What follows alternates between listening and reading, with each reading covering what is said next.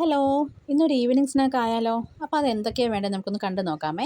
അതിലേക്ക് ദേ ചീസ് ആവശ്യമായിട്ടുണ്ട്. പിന്നെ വേണ്ടത് നമുക്ക് ചപ്പാത്തിക്ക് കുഴയ്ക്കുന്ന പോലെ ദേ ഗോതമ്പ് മാവിലോ മൈദാ മാവിലോ ഇതുപോലെ കുഴച്ച് വെക്കണം. പിന്നെ വേണ്ടത് സവാളയാണ്. അത് റൗണ്ടായിട്ട് കട്ട് ചെയ്തതും ചോപ്പ് ചെയ്തതും നമുക്ക് ആവശ്യമുണ്ട്.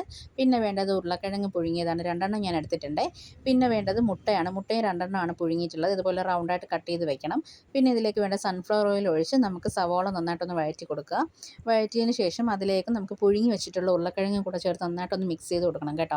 ഇതാകിലും സൺഫ്ലവർ ഓയിലിൽ ചെയ്യുന്നതായിരിക്കും ബെറ്റർ എന്ന് പറയുന്നത്. കോക്കനട്ട് ഓയിലാകുമ്പോൾ നമുക്ക് സ്നാക്കിൻ്റെ ടേസ്റ്റ് തന്നെ വ്യത്യാസം വരും. പിന്നെ നമുക്ക് ഇതിലേക്ക് വേണ്ടത് എന്തൊക്കെയാണെന്ന് നോക്കാം. മുളക് പൊടി ആവശ്യമായിട്ടുണ്ട്, മഞ്ഞൾപ്പൊടി, ഒരല്പം മല്ലിപ്പൊടി, പിന്നെ വേണ്ടത് ഗരം മസാലയാണ്. പിന്നെ ആവശ്യമായിട്ടുള്ളത് ജീരകത്തിൻ്റെ പൊടിയാണ് കേട്ടോ. സ്നാക്ക് ആയതുകൊണ്ടാണ് ഞാൻ ചേർക്കുന്നത്.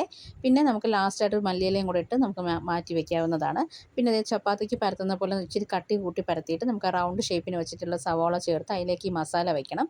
അതിന് പുറമെ ചീസ് സ്ലൈസും വെച്ച് എഗ്ഗ് പുഴുങ്ങിയതും കൂടെ വെച്ചിട്ട് നമുക്കിതുപോലെ വീണ്ടും അതേപോലെ ഒരു ചപ്പാത്തി പരത്തുന്ന പോലെ പരത്തി നമുക്ക് അതിൻ്റെ പുറത്ത് വെച്ച് കവർ ചെയ്യണം കേട്ടോ. അപ്പോൾ കവർ ചെയ്തതിന് ശേഷം ഒരു സ്റ്റീൽ ഗ്ലാസ് വെച്ചിട്ട് നമുക്ക് ഇതുപോലെ കട്ട് ചെയ്തൊന്ന് എടുക്കാം. എന്നിട്ട് നമുക്ക് നല്ല ചൂടായ എണ്ണയിലേക്ക് ഇട്ടൊന്ന് വറുത്തെടുക്കാം. വറുക്കുക എന്ന് പറയുമ്പോൾ ഷാലോ ഫ്രൈ മാത്രം ചെയ്യാവൂ കേട്ടോ, ഡീപ്പ് ഫ്രൈ ചെയ്യരുത്. പിന്നെ നമുക്ക് ടൊമാറ്റോ സോസിൻ്റെ കൂടെയോ മയോണൈസിൻ്റെ കൂടെയൊക്കെ ഇത് കഴിച്ച് നോക്കാവുന്നതാണ്. അപ്പോൾ എല്ലാവരും ഒന്ന് ട്രൈ ചെയ്ത് നോക്കാം. Okay, by.